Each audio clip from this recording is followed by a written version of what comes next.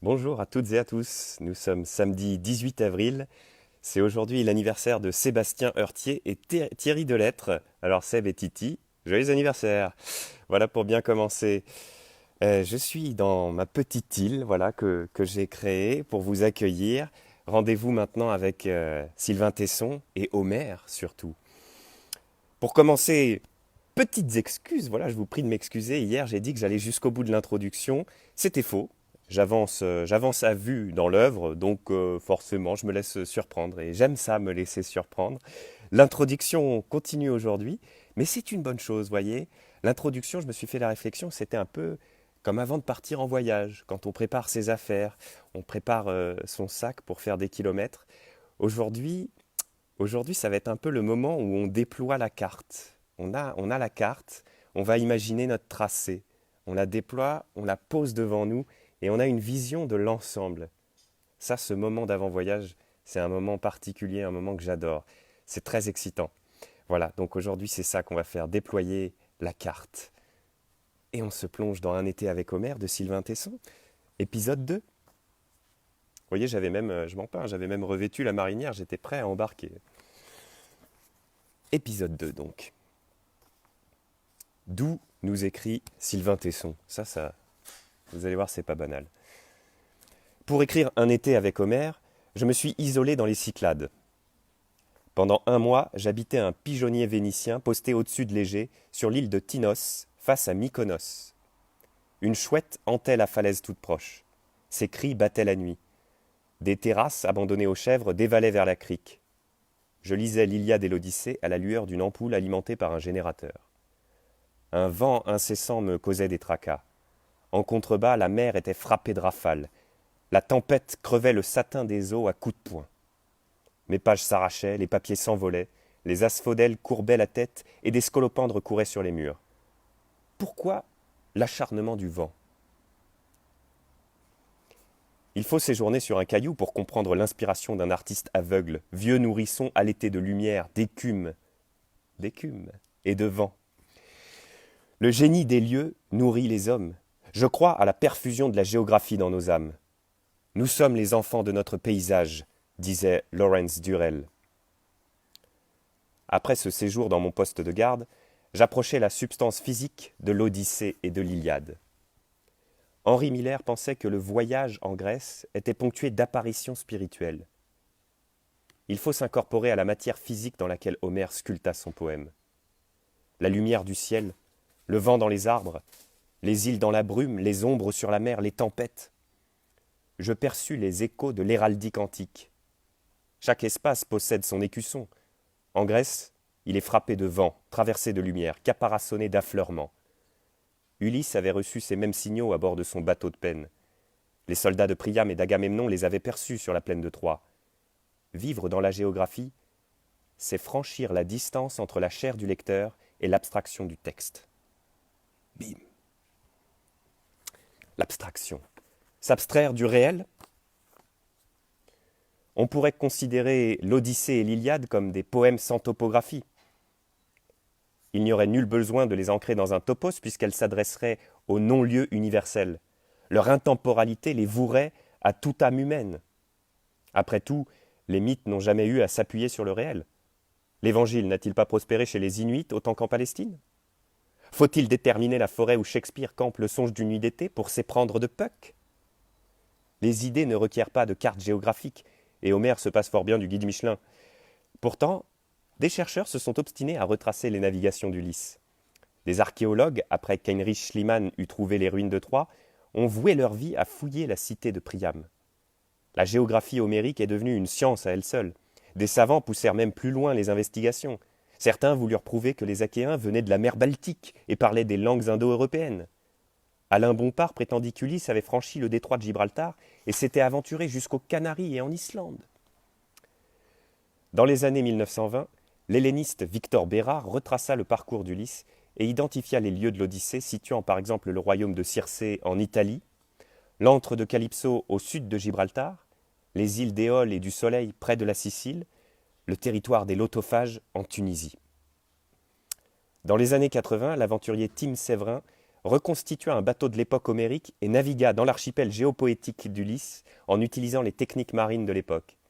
Ces Sherlock Holmes des études homériques perdirent peut-être leur temps à jouer à la carte au trésor au lieu de se contenter de la beauté du texte.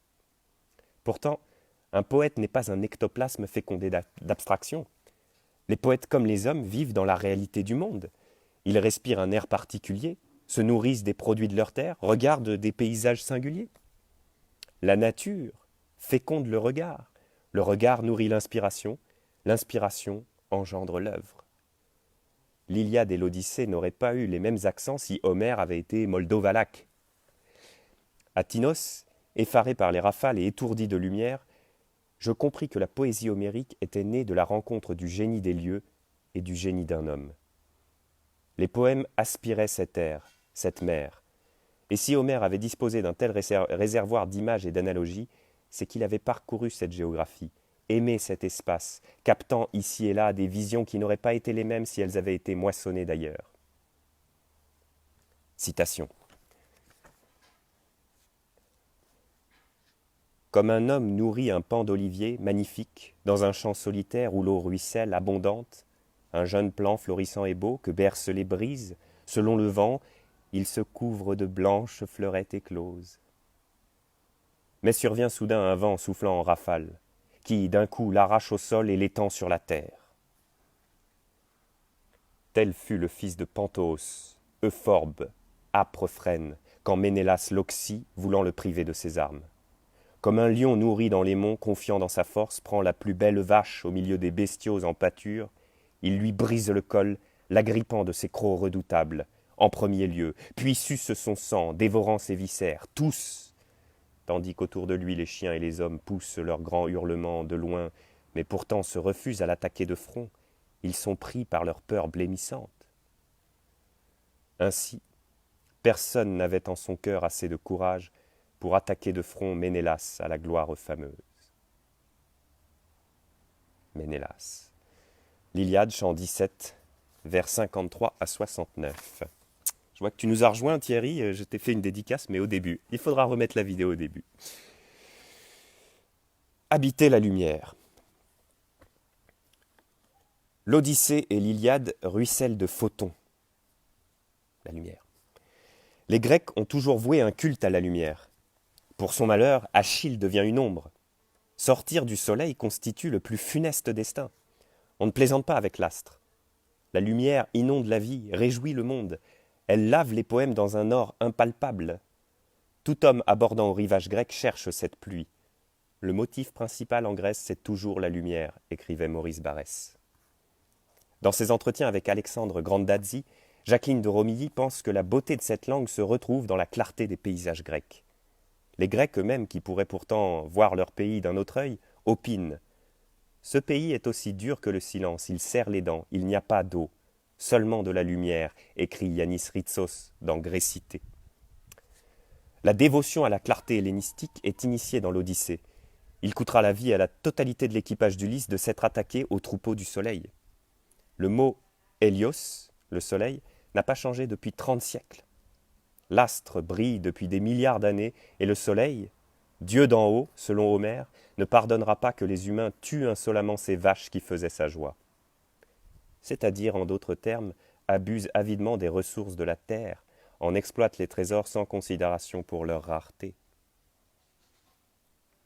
Ritsos envoie paître tout récalcitrant à la lumière dans une formule que n'aurait pas désavouée Homère. Si la lumière te gêne, c'est de ta faute. La lumière possède une chair, un velouté, une odeur. Lorsqu'il fait chaud, on l'entend bourdonner. Elle tourbillonne dans les arbres et révèle chaque rocher, souligne le relief, allume ses étincelles sur la mer.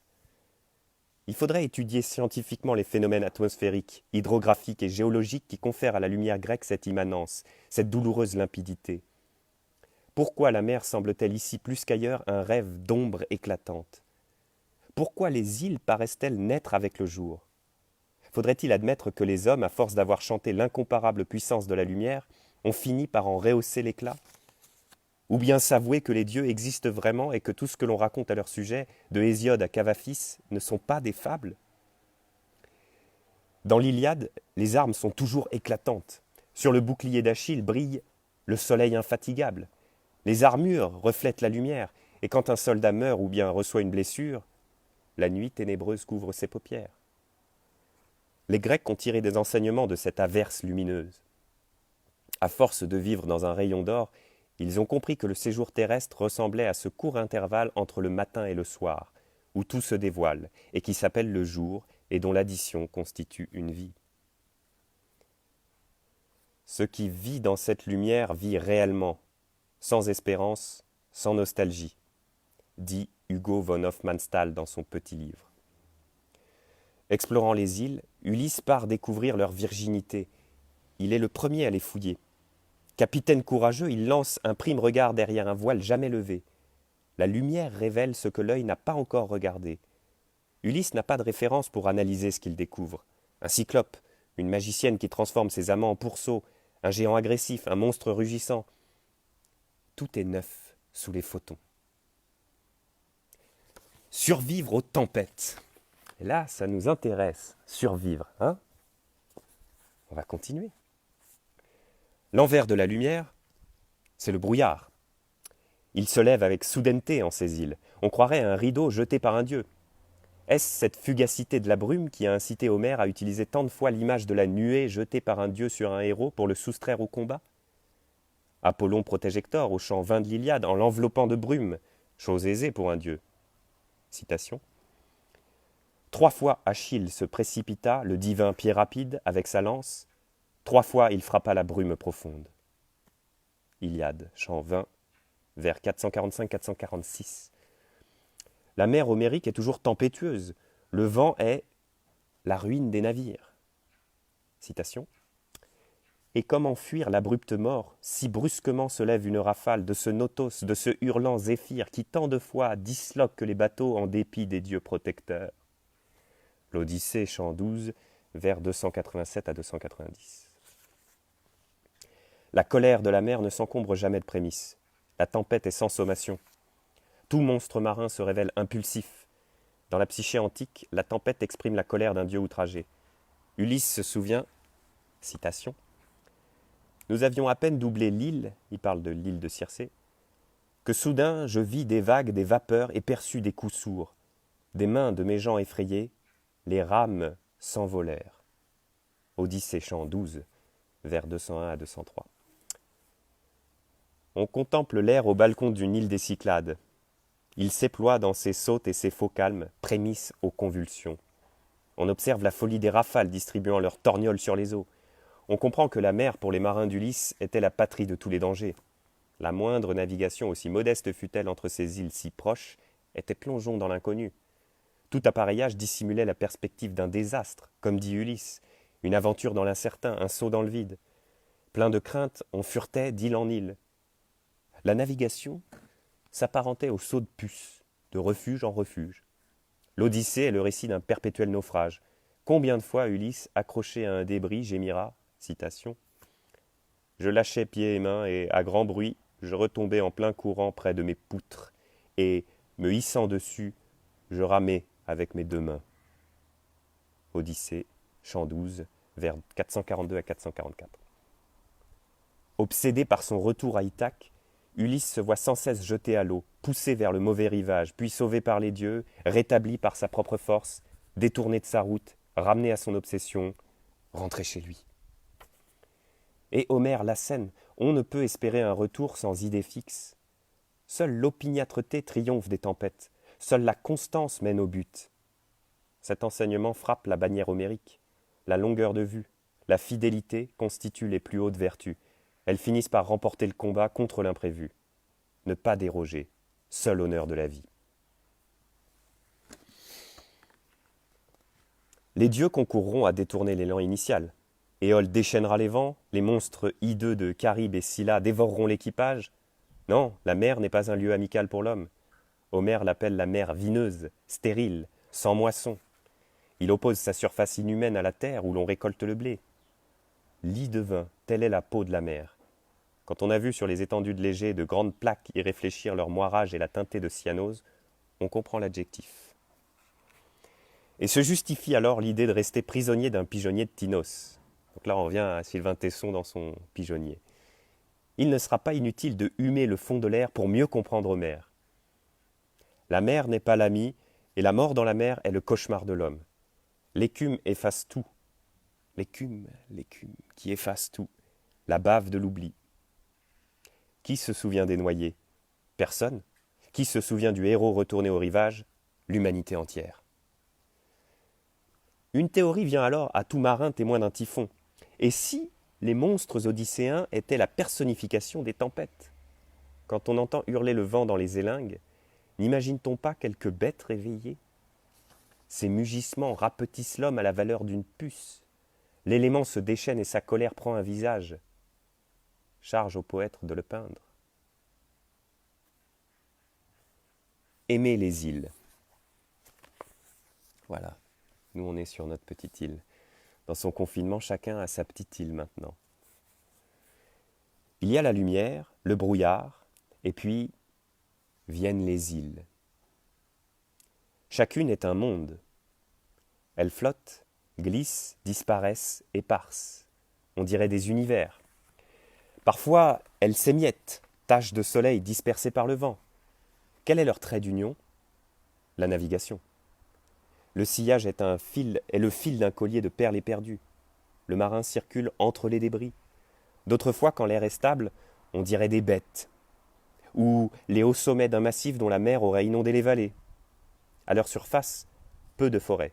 Les Grecs ont livré leurs îles aux chèvres qui, depuis, rasent, gratis. Chaque île défend la souveraineté d'un monde, impérial, splendide. Elle cerne un univers en flottaison, avec ses animaux, ses dieux, ses règles, ses mystères. Certains matins, elles disparaissent dans la brume, puis surgissent dans l'air limpide. Elles clignotent. Il suffit d'avoir séjourné quelque temps sur une miette cycladique dans le vent, dans les jeux de lumière, pour souffrir d'isolement. L'île se prend dans sa propre enveloppe, elle s'instaure en monde. Les voisins deviennent aussi étrangers qu'un papou pour un Européen du XIXe siècle. Les îles se découpent dans le lointain, distinctes, inaccessibles, séparées de chenaux dangereux. Chacune recèle son douloureux secret. L'imagination antique a-t-elle puisé dans cette coexistence de mondes séparés? Les îles ne communiquent pas. Voilà l'enseignement homérique. La diversité impose que chacun conserve sa singularité. Maintenez la distance si vous tenez à la survie du divers. Pour les Achéens, les îles apparaissent comme des patries farouches et dangereuses, des châteaux de pierre suspendus entre le ciel et la mer. L'homme se dispose à y surmonter des épreuves. Recevoir un enseignement constituera sa récompense. Survient un jour l'île aux Cyclopes, où des êtres inférieurs vivent en cueillant des fruits, sans cultiver la terre, échappant ainsi à la civilisation. Jaillissent les îles aux magiciennes, dont le seul but est de faire oublier à l'homme ses aspirations. Apparaît l'île des lotophages, ce royaume où l'être succombe à la molle jouissance. Et puis, il y a Ithaque. Celle-là n'est pas une île piège, car chez soi est le centre. Ithaque brille, axe du monde d'Ulysse. Ulysse inaugure la dynastie des vrais aventuriers. Il ne redoute rien parce qu'il possède un port d'attache. Tout royaume vous rend fort. Folle est celui qui le céderait pour un cheval. La véritable géographie homérique réside dans cette architecture. La patrie, le foyer, le royaume, l'île d'où l'on vient, le palais où l'on règne, l'alcôve où l'on aime, le domaine où l'on bâtit. On ne saurait se montrer fier de son propre reflet si l'on ne peut pas se prétendre de quelque part. Et pourtant, être né quelque part, c'est toujours un hasard, n'est-ce pas? Consentir au monde. La géographie d'Homère dessine le visage de la terre. Le jour se lève sur des îles de splendeur et de danger. Les formes du vivant explosent en kaléidoscope. La vie produit sans répit. Les vers ne s'épuisent jamais à dresser l'inventaire de cette expulsion. Les bêtes et les plantes sont là, serties dans l'ordre du monde, lui appartenant comme la gemme au filon, et chaque pièce de joaillerie vivante s'avance, incarnant le divin par sa seule présence. Leur beauté est leur dogme. On devrait pouvoir se contenter du monde et non pas rêver à des paradis inaccessibles et à des vies éternelles. Sous Homère, les révélations monothéistes n'avaient pas encore inoculé aux hommes l'espérance de fumeuses promesses. Pour l'Antique, La tâche s'avérait somptueuse et la victoire immense que de savoir l'union possible entre l'être humain et le monde réel. Pourquoi espérer l'au-delà au lieu d'accomplir passionnément son chemin d'humain dans la panoplie du réel dévoilé par le soleil? Étonne-toi de ce qui existe, disait Clément d'Alexandrie au IIe siècle après Jésus-Christ. Étonne-toi.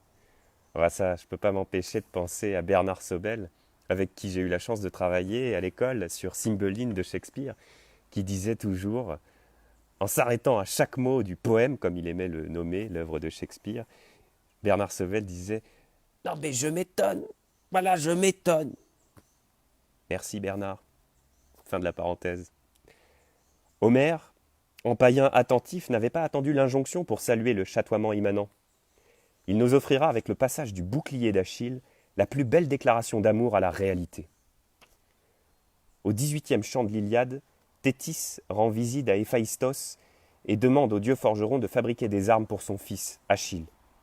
Le divin artisan s'attelle à confectionner un bouclier. Il le parera de la représentation de toutes les facettes du monde humain. La littérature descriptive connaît là son expression la plus géniale. Un poète précipite le monde tout entier dans un disque de métal qui servira à encaisser les chocs. Sur le bouclier, comme dans le monde, tout coexiste. Le chaud et le froid, la vie et la mort, la guerre et la paix, la campagne et la ville. Il convient mêmement de tout accepter et de tout adorer. Toute singularité peut côtoyer son contraire sans s'estomper, à condition qu'elle reste elle-même. Ainsi équilibré, le monde se dispose dans un ordre hiérarchique et donné aussi harmonieux que la mécanique des astres. Citation évidemment. Puis le boiteux, l'illustre artisan, fit un lieu de pâture dans un joli vallon, séjour des brebis éclatantes. Il y joignit des étables, des parcs, des baraques couvertes.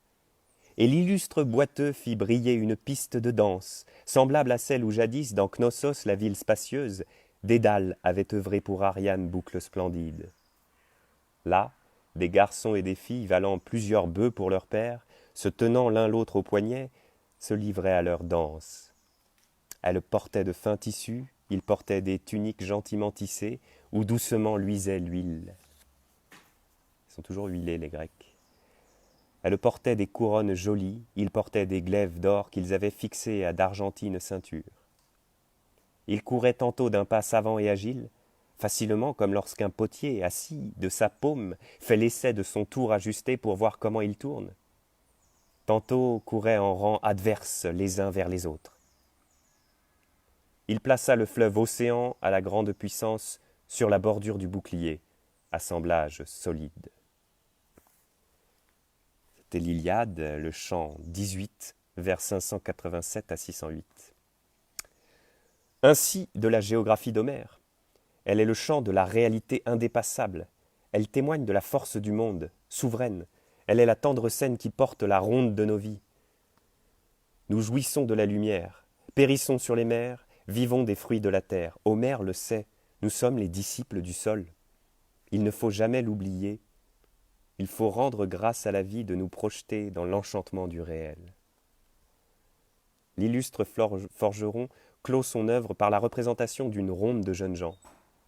L'acceptation païenne du poème de la vie conduit à la joie simple. Ô Dieu des forêts, des mers et des déserts, épargnez-nous les tristes croyances en des spéculations. Il n'y aura pas de vierge pour nous attendre après la mort. À quoi bon vivre sur la terre, dans le vent et la lumière, sur cette géographie offerte, si ce n'est pour y danser éperdument, baigner de la lumière d'un monde sans espoir, c'est-à-dire sans promesse. Voilà pour aujourd'hui. Et comme Sylvain Tesson, je vous enjoins à danser. Dansons encore. Et demain, on prendra le bateau pour partir. Voilà, on a tout préparé. On est prêt maintenant. Je vous dis à demain et très belle journée à vous.